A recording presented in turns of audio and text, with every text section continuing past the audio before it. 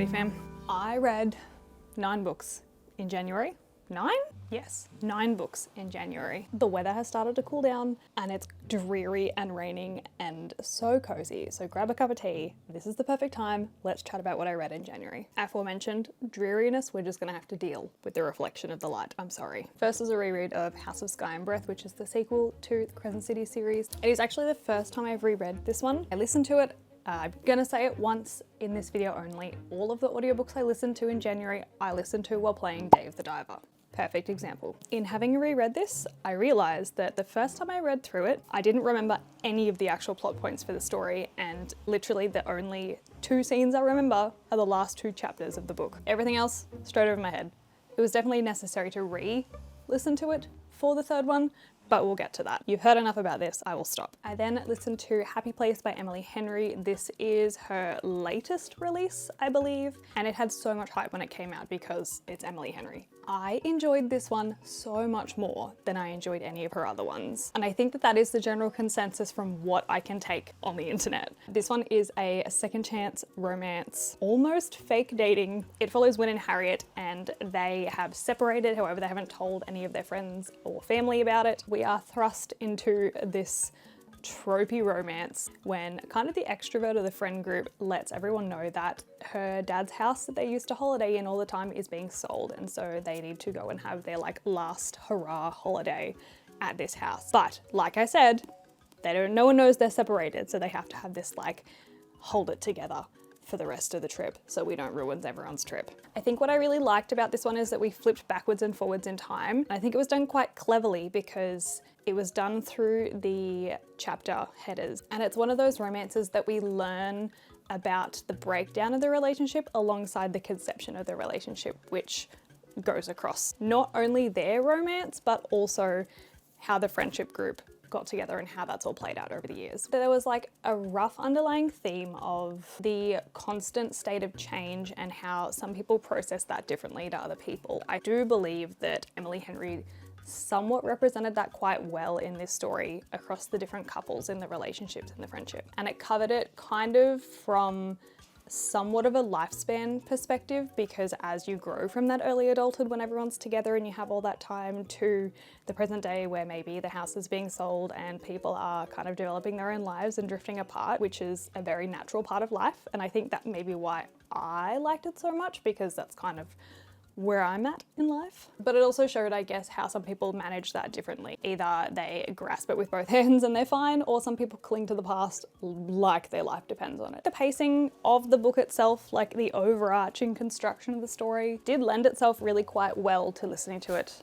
via audiobook. So that's something that I enjoyed. I listened to this probably in the span of maybe 24 hours. I was deep in the audiobook world at that point of avoidance of doing really anything. There's a vlog about it, you can go watch that if you want. But it's exactly what I needed at the time, and I think that that's probably why I enjoyed it so much and why it was so compelling. I then also listened to The Year I Met My Brain, which is by Matilda Bosley, and this is an ADHD companion book, and it's written by Matilda Bosley, who is an author who has a lived experience. She's a journalist for The Guardian. She wrote this book after having been diagnosed with ADHD as an adult in Australia, which is like 3 of the ticks that I needed for it to be a relatable book for me. This is kind of like a guide that takes you through what it's like getting diagnosed, some actually helpful tips and tricks for managing ADHD in your life that even though I've consumed a lot of media and do a lot of that stuff for work, I still learned something, which was cool. But I think what I liked about it so much is that it felt like the thoughts that have been swirling around in my brain that I thought were just my experience and my personal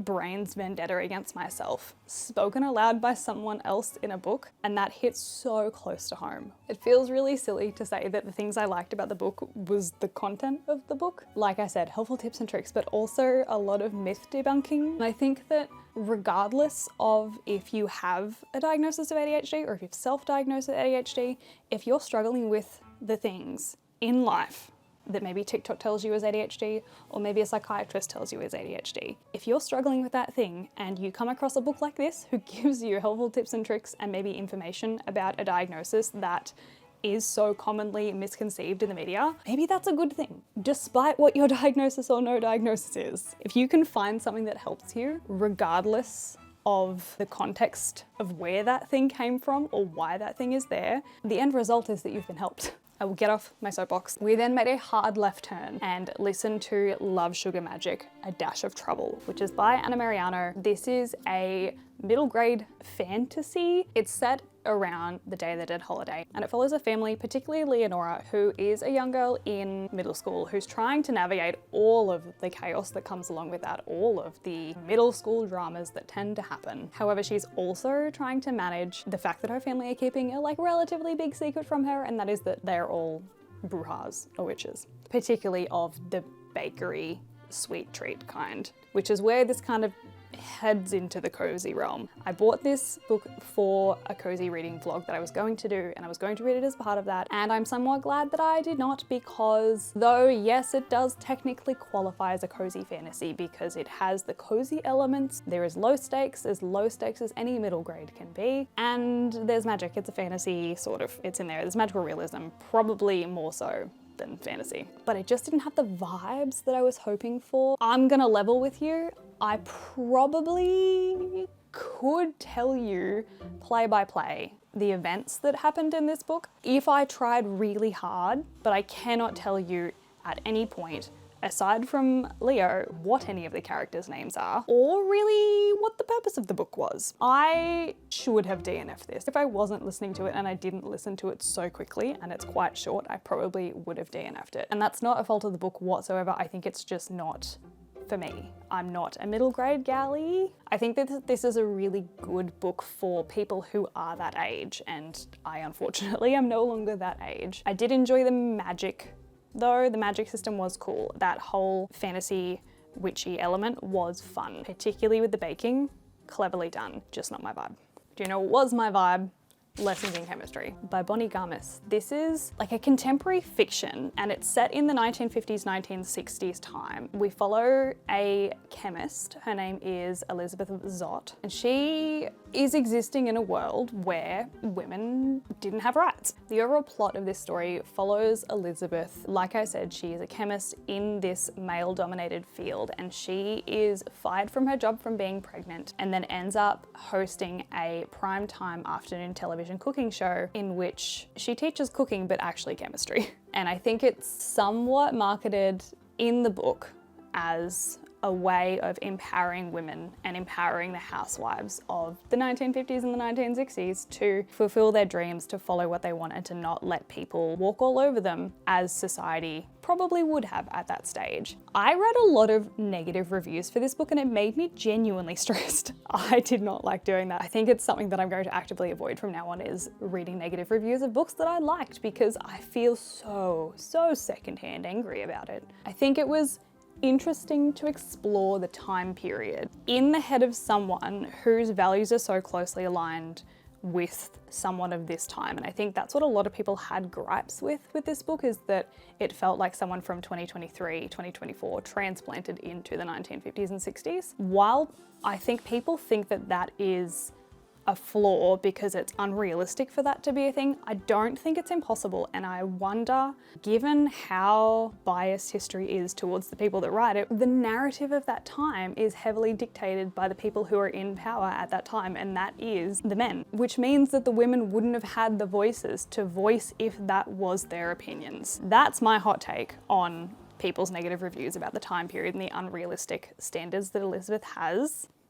In the book itself, I think that Bonnie Garmis did a really good job, because my emotions were so closely tied with what she wanted me to feel. I was scared at the right points, I was sad at the right points, I felt joy and love across the board at the right points. 630 was one of my favorite characters. 630 is the dog, and the dog learns words, and I felt so proud of him every time he learned a word. But another strength as well, I think, is the fact that we have so many perspectives in the book, and I think Bonnie Garmis spoke about this in one of her interviews that she did. She did that with the intent to showcase potentially other people's perspectives of Elizabeth, because we know that everyone's gonna have a different experience of a person based on their own upbringing and their own values and all of their own things. And so I think it was quite clever to see that throughout the book, to see Elizabeth through Calvin's eyes, to see Elizabeth through Mad's eyes, to see Elizabeth through the reporter's eyes, and to be able to contrast with that what Elizabeth sees in herself and then how she portrays herself to other people. I will need to do a bit more thinking about now that I kind of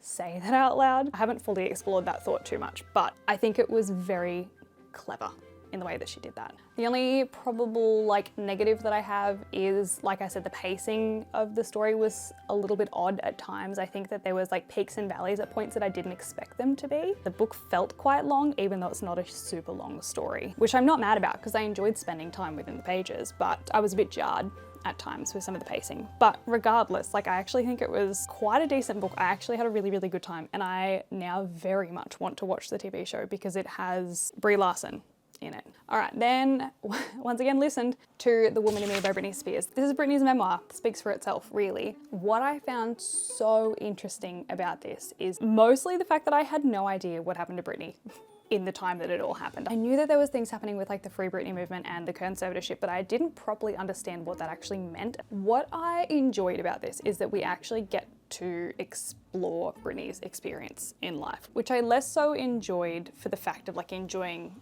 her storyline and that side of things, but I'm also enjoyed the fact that she actually gets to tell her story and to express her side of what has happened in her life, because I feel like we have so many other perspectives from media and other stars and the paparazzi and all of the stuff that's happened to her over a time, that despite the fact that we know that it's heavily influenced and biased by the fact that it's a self-written memoir, it's her version of events and it's her version of the horrors that she has endured over her life. So again, feels weird to say that I enjoyed it because it was so horrific and the stuff that happened to her is genuinely quite upsetting. I was a bit disappointed that we didn't get to hear it from Britney's voice. She didn't narrate all of the book, she just did the foreword, but at the same time it makes so much sense because I couldn't actually imagine sitting in a small padded booth for days on end narrating your life story in which you were locked in a mental institution and forcibly made to perform by your father, who abused his rights as a parent and as a guardian to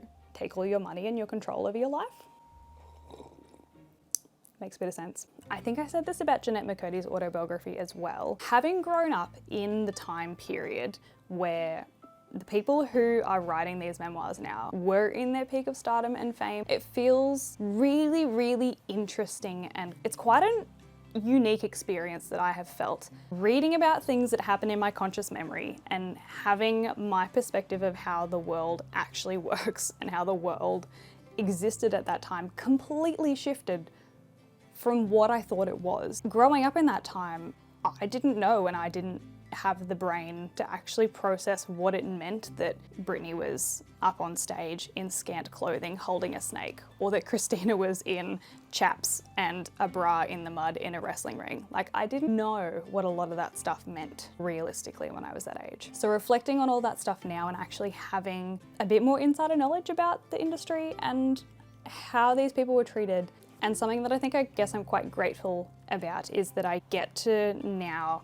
change and broaden my understanding about what has occurred in the course of my lifetime, particularly in regards to media and Hollywood, and how that experience for people has just been horrendous. Seeing what has gone into the media that I consumed as a child has been so enlightening. And so I'm grateful for memoirs like this that allow me to shift that perspective.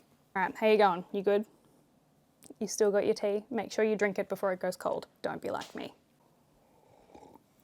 All right, we take another hard left turn because I finally actually finished a physical book for the year, because I read Bookshops and Bonedust. Finally, it only took me half a month. This is the prequel for Legends and Lattes, which is a book that was in my favorites the year I read it. I gave it 5 stars. I absolutely loved it. It was my foray into cozy fantasy somewhat. In Bookshops and Bonedust, we follow Viv, who's the main character in Legends and Lattes. However, it is Viv many, many years and adventures prior, when she and her group, her squad, what are they called? They're on a mission and Viv gets injured, so they deposit her in the closest town to recuperate, to recover, while they continue on their mission. So Viv is left in this small seaside town to learn how to rest, for starters, and she tries to help some of the people that she's met along the way just to like improve their businesses a little bit. It is not like Legends and Lattes in which she's trying to improve her shop and other people around her. There are some similar elements because obviously we're following the same character and she has the same personality. However, in this one we do get quite a bit more action. It is something that people have complained about with this book, and they were saying that it is not as good as Legends and Lattes, and I think I'm struggling to compare them because I think I went into it knowing that it wasn't as cozy as Legends and Lattes. There's a lot more action in this one. I feel like that kind of makes sense character-wise because in Legends and Lattes, for instance, Viv is setting up a cafe and it is the first time that she is properly settling down in life. She's learning how to settle, she's learning how to stop, and she's learning how to go slow. It doesn't make sense for Viv to also do that in this book because this is a prequel, and if she had done it in this, then it wouldn't make sense that that is the first time that she's doing it in Legends and Lattes. Like, contextually, makes sense that there's more action. Just want to clear that up. It does drag a little bit at the start. It took me quite a bit to get into it. Again, I don't know if that was me and where I was at in the year or if it was the book, but it dragged somewhat. I really enjoy when authors put aspects of readers into books. What I mean by that is, obviously in this one, Viv runs into the local bookseller, they strike up a friendship, and the bookseller does recommend Viv books, and Viv hasn't read before. But Viv learns to love reading, and what we see in her character are things that we as readers, you and I, experience. This was filled with quite a lot of nice little niche book community things that was just so heartwarming and felt really validating, and it made me feel heard and seen as a person. Satchel is my new favourite character. I want him to come back in any of the other Travis Baldry books. If you write them, please have Satchel come back at some point. And also, I would really love it if my wild, unhinged theory that the descriptions of the blind date with the books that they have in here are actually the settings of his next books that he's writing. Calling it, because I think that that'd be really cool. If you liked Legends and Lattes, I would still read it. I would just adjust your expectations as to what to expect from the book because it is not as cozy as I have already explained. Doesn't make sense for it to be. It's not as cozy as Legends and Lattes was, and it wasn't as slow, low-paced, low stakes, but definitely still very much worth the read, and I very much enjoyed my time. Next, I read, As Long as the Lemon Trees Grow by Zulfa Katul. This is a young adult modern historical fiction, and we are following Salama, who is a pharmacist turned surgeon due to necessity amongst the war and the revolution in Syria in kind of like the 2010s-ish time. She lives with her pregnant widowed half-sister, and due to the fact that she's literally surviving amongst a war zone, her PTSD actually manifests as a visual hallucination that visits her every night. I think what I really appreciated is that given the incredibly horrific context that this is actually set in, the underlying values and principles and just love that Syrian people have for their country, despite everything that has gone on, is so clear. And like I said, I think that's what I really appreciated the most about this. Going from Husseini to this definitely puts into context the fact that this is a YA and those are more adult, because I think this was slightly more palatable in the sense that not necessarily it was less graphic, but the way that the story maybe was conveyed is more angled towards a younger audience, so naturally it's going to be a bit less confronting and a bit easier to digest. Another really clever thing that I think the author did was that Salama has this self-awareness when it comes to her hallucinations and her PTSD, and the sheer level of cognitive dissonance that is in the book really shows what she's doing just to get through and just to exist and survive in this landscape. I am typically someone who tends to spiral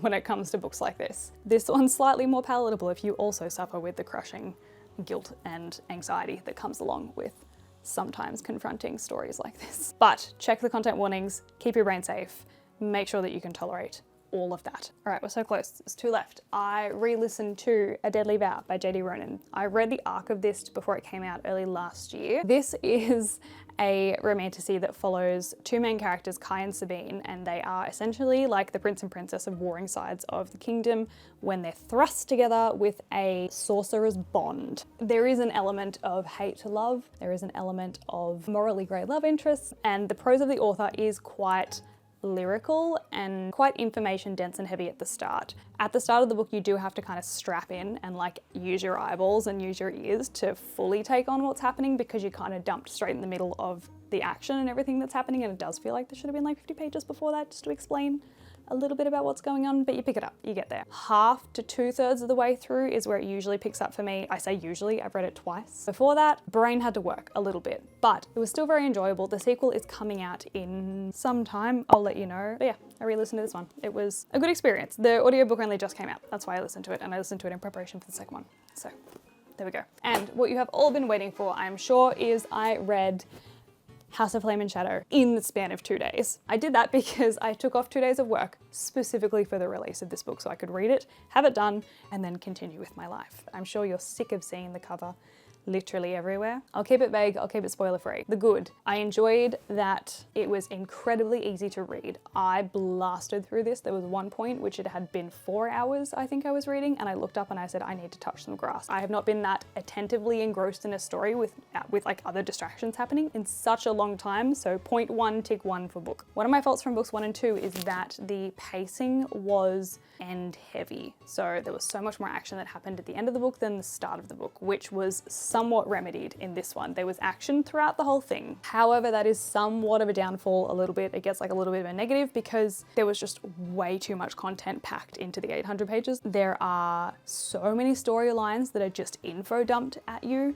at times, and the smart scenes that were in here really felt like they were like just contractually obliged to be in there. It really could have done without them. I didn't need them to be there. I skimmed over them. At the start of the book, it was kind of jarring because you were jumping between perspectives and characters, and there were quite a few perspectives and storylines that we were following, so that was just a lot. Once we got into it, it was fine. But like I said, read it very easily. This book was like crack. I flew through it. I didn't do anything else. I got annoyed when I had to get up and do like basic bodily functions because I just wanted to keep reading. And despite the wild amount of theorizing that I've done and heard about, I think that I was still somewhat surprised at where the storyline went. I feel like it didn't go quite where I wanted it to go, but it wasn't terrible.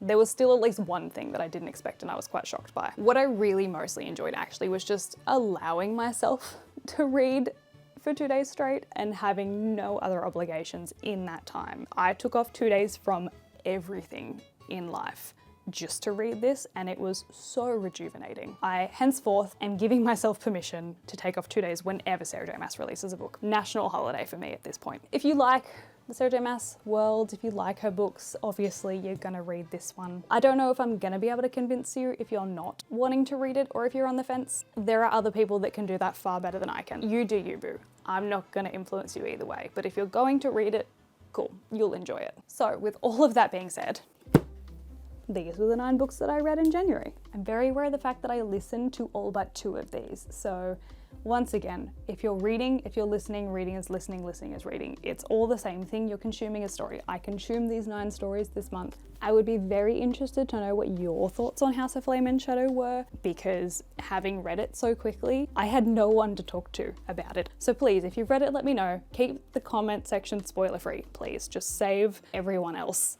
from that horrific experience of having anything from this world spoiled. But anyway, thank you guys so much for watching. I hope you enjoyed. I hope you're having a fantastic day or night or whatever time it is where you are in the world, and I will hopefully see you next week. We'll see. Goodbye.